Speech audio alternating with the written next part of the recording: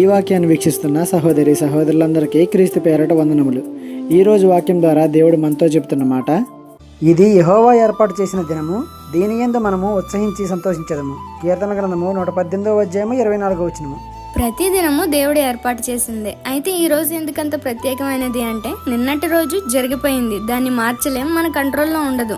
రేపటి గురించి మనకు తెలియదు, ఏం జరిగిద్దో మనం ఊహించలేం, ఊహించినా అది జరగదు. ఇప్పుడు మన చేతిలో ఉన్నది ఈ రోజు మాత్రమే, అది ప్రత్యేకమైనది. ఈ రోజుని చూడని వారు ఎందరో ఉన్నారు, కానీ మనం చూస్తున్నాం. మనకున్న ఈ రోజులో ఇది లేదు, అది లేదు, వాళ్ళు మాట్లాడలేదు, వీళ్ళు మాట్లాడలేదు, అది చేయలేదు, ఇది చేయలేదు అని బాధపడడం మానేసి ఉన్నదాన్ని బట్టి సంతోషించాలి. మాట్లాడే వారిని బట్టి సంతోషించాలి, చేసేవారిని బట్టి సంతోషించాలి.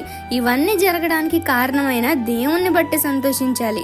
నిన్న మనది కాదు, జరిగిన దాన్ని మార్చలేము. రేపు మనది కాదు, జరగబోయేదాన్ని ప్రిడిక్ట్ చేయలేము. ఈ రోజే మనది, దేవుడు మనకిచ్చినది గుర్తుపెట్టుకోండి. ఈ చిన్న సువార్త పరిచర్యలో మీ సహోదరులు. God bless you. ఆమేన్.